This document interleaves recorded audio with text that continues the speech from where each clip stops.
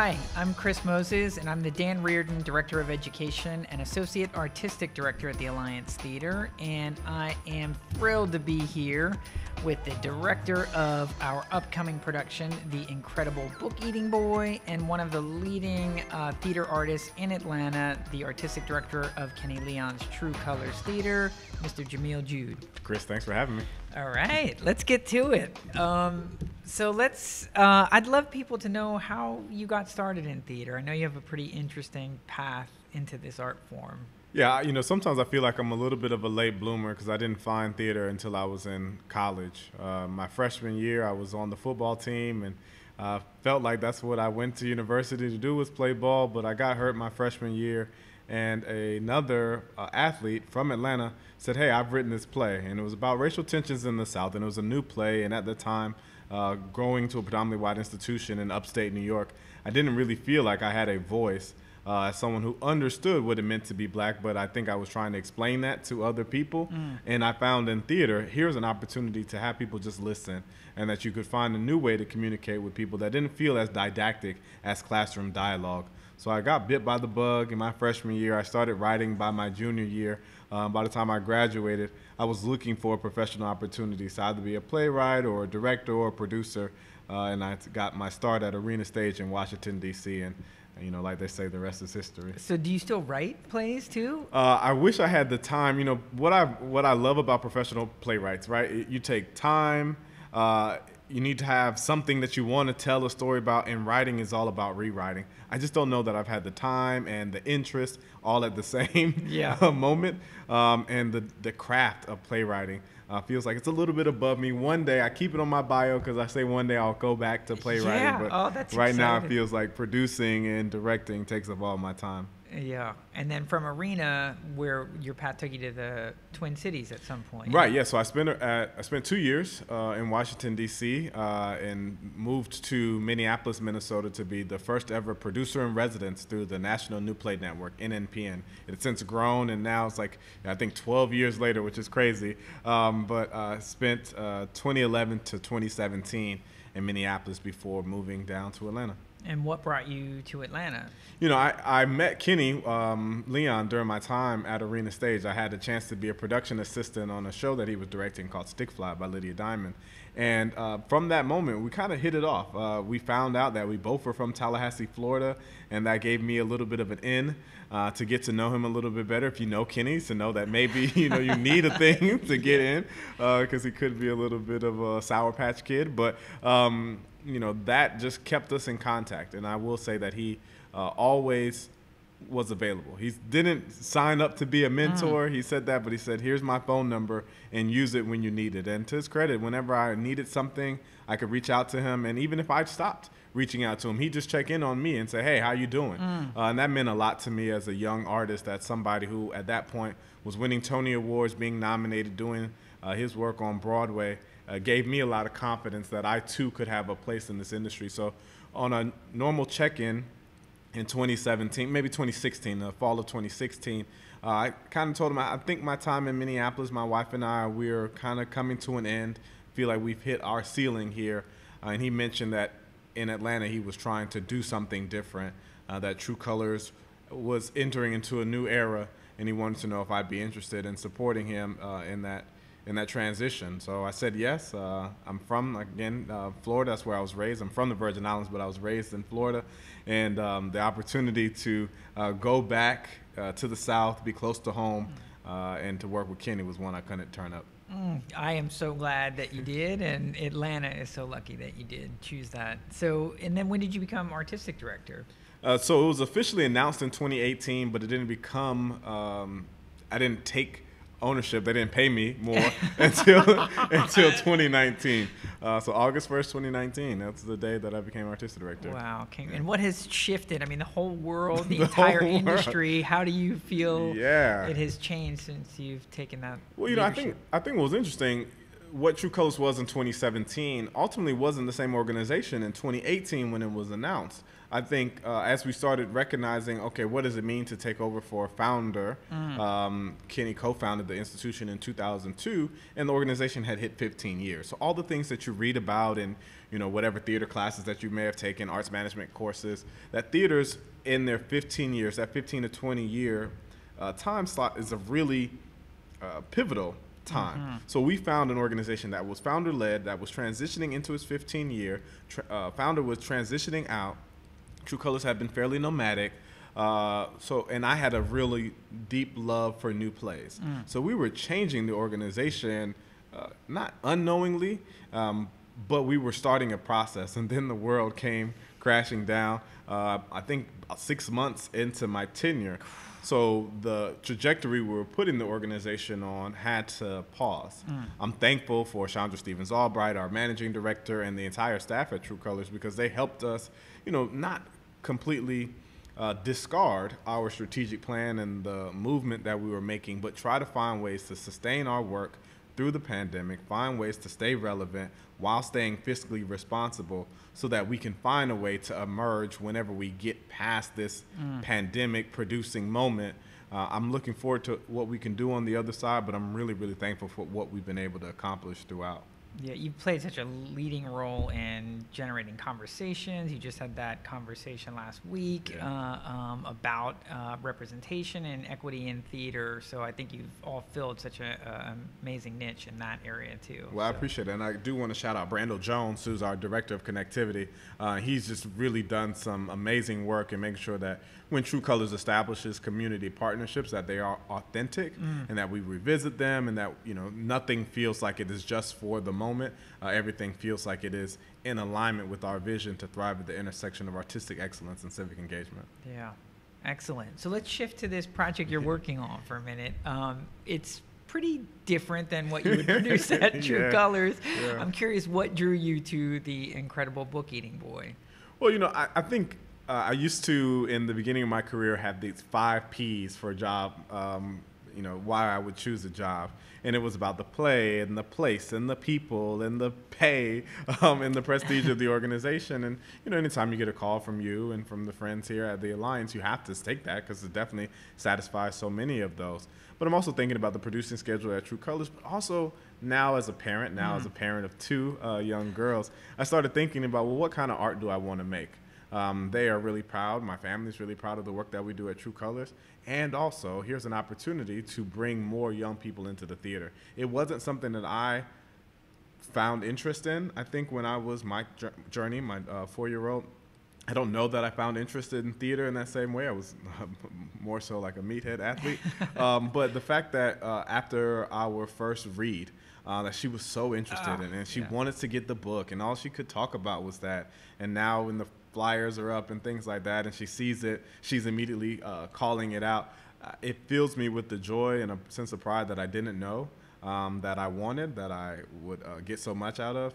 So I think it continues to reinforce that this was the right decision. So I look forward to doing more things like this and playing in that TYA space more regularly as my kids can start to appreciate it more. I'm so grateful you said yes, because it was a wild time for you. Yeah. What, like a week before rehearsal started? Yeah, so I think our when you initially asked me, I think we had just found out that we were pregnant, and so we were just trying to figure out due dates and all these other things.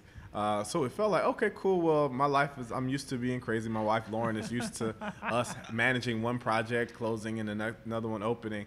So we thought we could do it. The baby was set to come into the world on June 20th, which would have been like somewhere in our second week of rehearsal. So here we are building this rehearsal plan to make space for me to become a new father again. And then, of course, our daughter Genesis was born on the 9th, which was days before the first rehearsal. So in some ways it's helped. In some ways it's thrown everything out of whack. But again, I'm used to chaos now. Yeah. Only growing more chaotic every day. But it's a fun time. And I'm always blessed to be able to collaborate with really smart people. And you've helped put together a really generous room where everybody feels like they can do their best work, and I feel like they're bringing their best work. So Absolutely. I think I'm so excited about the show and what you've done. Yeah. So what are you hoping folks will take from this show? Or what has Journey loved about it? What do you think like really lit a fire in her after seeing that workshop? well, yeah, I think the decision, by Marjorie Bayou to keep a young artist, a young actor in the lead role, I think kids will have an opportunity to see somebody that looks like them. So there's something aspirational about that. For those that are reluctant readers or feel nervous when it comes to anything around books or school or something like that, I hope that they gain a little bit more confidence, that there are people in their lives that want to support them. If it's not their parents, if it's not their teachers, it could be their friends. There's so many people in Henry, our main character's life, who wants to see him, or they all want to see him do well, that I'm hoping that students find like, oh, maybe there are more allies in my life there. And I wouldn't be doing my work as someone who believes in the intersection of artistic excellence and civic engagement if I didn't also try to find ways to encourage students to see beyond the classroom for more ways that they can get involved in their community. I love that. Yeah. And do you mind telling our audience about the composing team that you're working with as well, and some of the musical choices that they have to look forward to? Oh man, Christian Albright, Christian Magby, and music director CBD are doing some really great work. I don't want to also forget Imani, who's doing some work, making sure they have all the things, and any changes happen, she makes sure that the sheet music responds to that. But that quattro, that quad of artists, they are just so smart. They are always thinking about, the genre, music theater, but also comedic and also TYA. So the music feels so in line with the genre. Feels very fresh and contemporary, but also feels very classic in a way. I've been thinking a lot of, okay, what does the next life of this show look like? Because it feels like something that wants to play, and that the entire country wants to have access to. So you're really dealing with two smart men in Christian Albright and Christian Magby, and CBD as music director has brought a new life and vitality to it. And again, I'm really thankful for Imani too, to make sure that those fellas have all the things they need. Those songs just will not leave me alone. There's no constantly. I literally woke up at 5 o'clock this morning singing one of the songs, Henry on the Menu, and that is generally like, there's always that part of the process where a play impacts your dreams and you can't shake it, and I don't mind it. I don't mind singing in my head or in the drive, any quiet moment. Those songs enter into my brain and they don't get out. So. Yeah, and how about this cast? The way they've embraced those tunes, What was helpful is that the same cast that we had for the production was the cast that we had in the workshop. So they were already into the spirit. They were already into creating. They are so into taking risks. They are comedic geniuses, so they're always coming up with stuff. It's a play that moves quickly. So one actor is probably playing 6 different characters, and each time they find something fresh. So it makes my job really simple, that I just get to kind of roll out a ball and say, hey, let's play, and see what happens. And I really just get to be a mirror reflecting back to them the strong choices that they make. So, shout out to India Tyree, Juan Unzueta, Brad Raymond, Ren McLemore, and of course our young star Alex. Yeah, fantastic room. I completely agree. So since this is a different kind of show than what you're normally working on, I'm thinking about some of those production meetings, creative meetings. What is one thing you'd like people to know, that a conversation you might not have in, say, a True Colors or Arena Stage production meeting? Yeah, I mean, I think the biggest one, just because we just left the tech rehearsal where we were trying to figure out, okay, how do we have this compulsive vomit and compulsive book eating? Like, how do we make vomit flood the stage in a way that also allows us to transition to the next scene? I haven't talked about throw up as much as in my work life as I do in my home life with 2 small kids. But I think that's the fun. I think that's the joy. Theater should be, at least making theater, it should be joyous, right? Yeah. Like we have chosen this path for several reasons, and one thing that keeps me in this industry is to find that I can find joy in collaboration. So I've been really, I feel blessed that the collaborators that we have, whether it's a scenic team and someone like CAD or lighting or props, They keep on coming up with something new and fresh and leaning in. And the professionalism by the entire shops here is really top notch. So, you can definitely understand why the Alliance is one of the most respected theaters in the nation, and the work of the production team far outpaces that. Yeah, they are incredible. And I agree. Like, when they're having a great time, it just makes the process so much more fun, But these conversations about how's he going to eat a book, how's he going to swallow paper, just so funny that these are the issues that we're spending our time dealing with.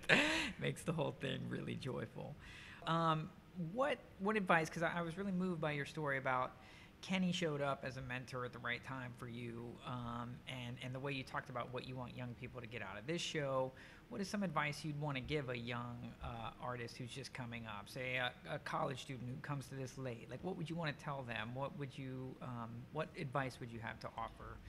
Yeah, oftentimes, when I'm being asked by early career artists, like, hey, what should I do? The thing I say is say yes to learn. Right. In this moment, I talk about artists having 3 phases of their artistic life cycle. It's a cycle, so it's not an end game. But in that first phase, it's showcasing your skills. And that is really proving to yourself and proving to others that you know what you are talking about, that the things you learned in school that you actually know how to implement, that you can take it from an academic pursuit and you can actually put it into a practice.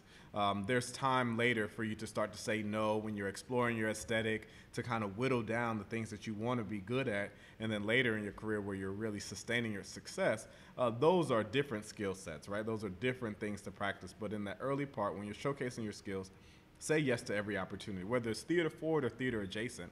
One thing I always talk about is I spent some time when I was at Arena, also to make some extra cash because DC is expensive.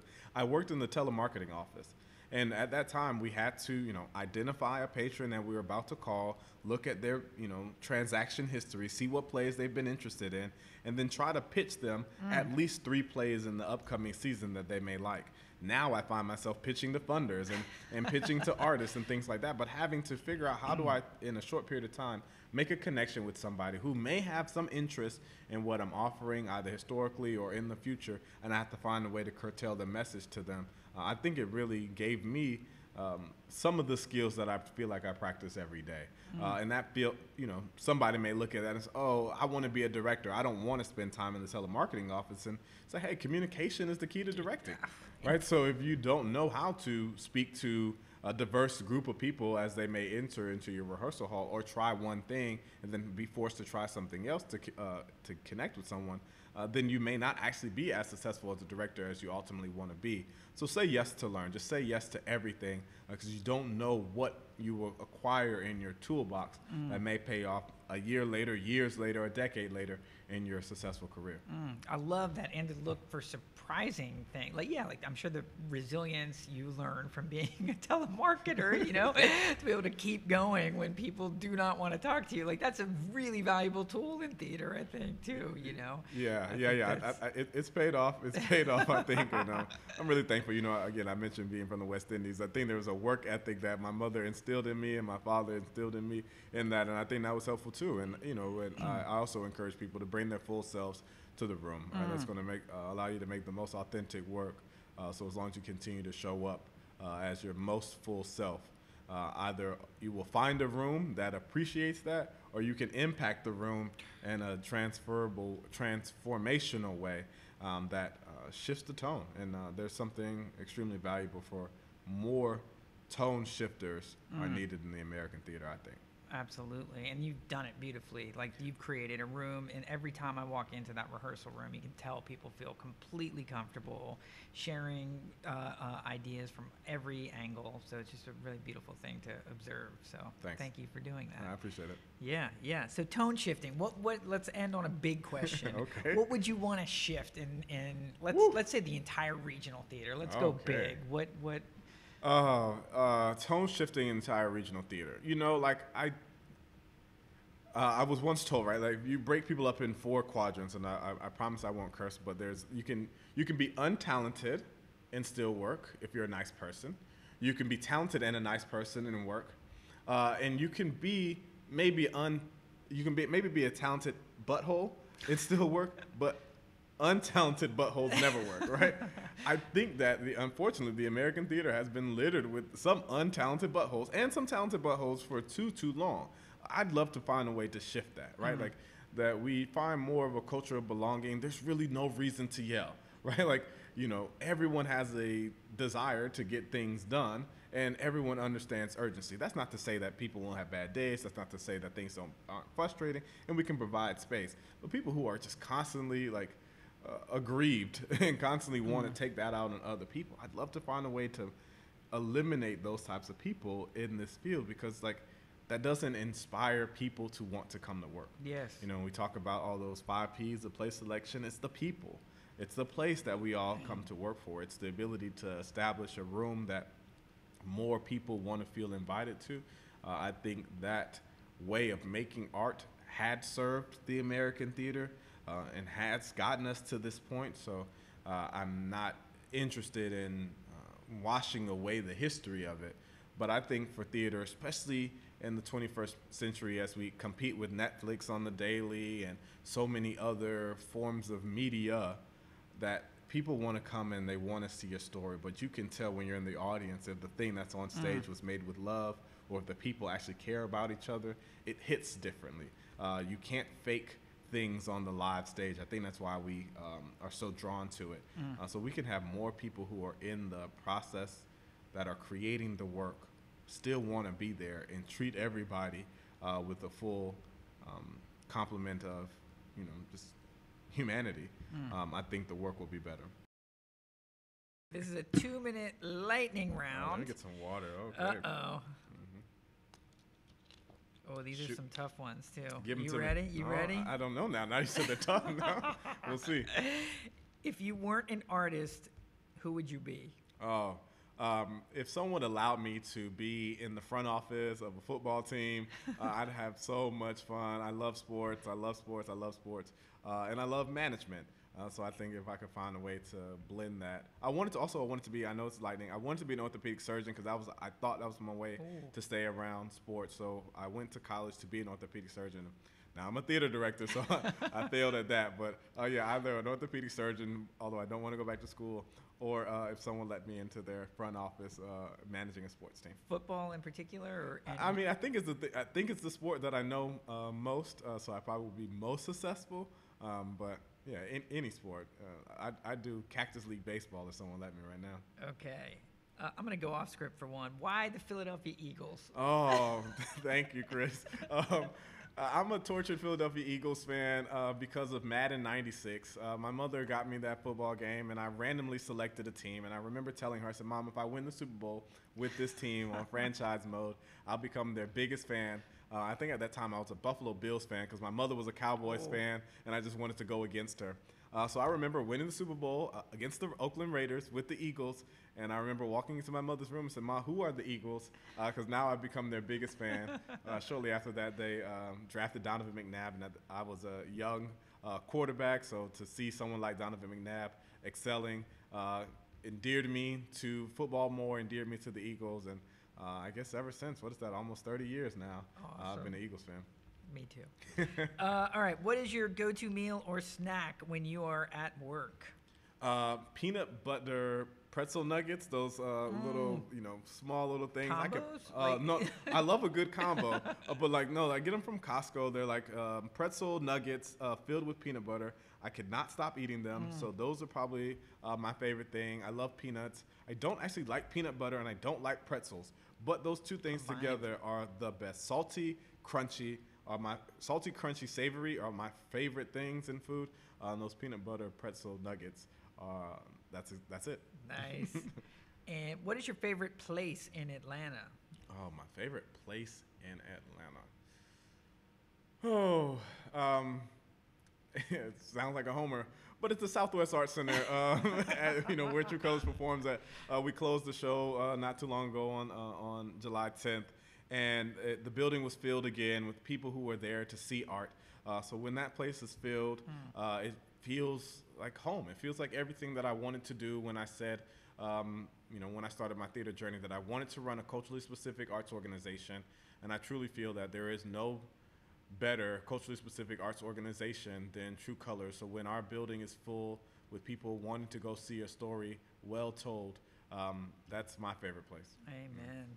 And you have great camps going there too. Yeah, I love that it's one of the few really multi-generational spots in Atlanta too. That's really great. special. What is your superpower? Ooh. Patience. I think I've learned patience over the years that, especially as a director, I think early in my career, you have this vision of the show in your head, and on the first day of rehearsal, when everyone doesn't align to that vision, you can find yourself getting frustrated. And I think when I recognize that, time is long, and if you allow more collaborators space, you build the container and you just allow them space to play, that they will, outpace what you had envisioned in your head. And all you have to do is remain patient. That you get paid to deliver a show by previews, by opening, and that you're not paid to deliver the show the second week in rehearsal. So the more patient you can be, the better off things are. And patience has found its way to play out in my life in so many different aspects, and to my benefit. So if I had, one is probably just my patience. And the flip side, your kryptonite.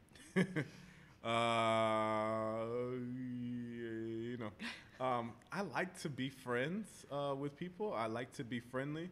And I think management has taught me that sometimes you can't be everyone's friend. Not that you have to be mean or you have to be an enemy, but you have to make decisions that affect people. And oftentimes that can become more difficult based on your relationship. So I think my kryptonite is a desire to want to be friendly with everybody, and also understand the role that I play as a leader, as a manager, as a final decision maker and an executive. So sometimes that can be a challenge. What or who is inspiring you right now? Yeah. My daughter, Journey, she's great. Every day she just comes up with something new, which is just a testament, one, to my wife and her mother, Lauren Jude, for continuing just to provide a structure that allows Journey to try, and that we can support her in that. So yeah, I would say Journey's my big inspiration. She's definitely, on the hard days, the reason to go and try to do something. So great. I can't. And she's also how I practice my superpower with my patients. So she's inspiring that too. Man, I can't wait for her to see the show this weekend. Yeah, she'll be there opening. All right, now this is an important one. If you could eat one book, what book would you eat? If I could eat one book, what book would it be? I'm going to say In Search of Our Mother's Gardens by Alice Walker. It was a book that kind of changed my life when I found it. I believe I found it in high school. My teacher, Ivy Watkins, I still remember, Miss Watkins, introduced it to me. Alice Walker was big on womanist theology. I think it taught me differently on how to see the world. I was raised by a single black mom. It helped me understand her better a little bit. And I think over the years, the teachings are inside of me, but I'd love to go and revisit it. But if I could eat it quickly so that it got in me, as opposed to having to sit and read it, and find other times in my life, I think I'd do that. So In Search of Our Mother's Gardens by Alice Walker. Fantastic. And is there a quote you're living by right now? If only you had eaten that book right before this, you could have just spit it out. Yeah, right. I'm going to get the quote wrong, and we've been laughing at it in the room because I said it right once. And everyone said, oh, man, I like that quote. But it's the greatest amount of impact with the least amount of change. Just trying to find that thing. Valerie Curtis Newton, who was a directing mentor, another directing mentor of mine, would always look for that. Okay, the play is good. What can make it great? And what can you do that shifts it, that doesn't require everybody a huge amount of change, but can have a great impact on the final product. So I've just been thinking about that a lot in my life. What's the least amount of change with the greatest amount of impact? Finding more ways to succeed in that. I would say that's the quote, or that's the motto that I've been trying to live by. Fantastic. Outside of fly, you can fly. All right, Jamil, thank you so much for taking the time during rehearsal, and we can't wait for the show. Yeah, woo, book it more. Thanks again. Thank you.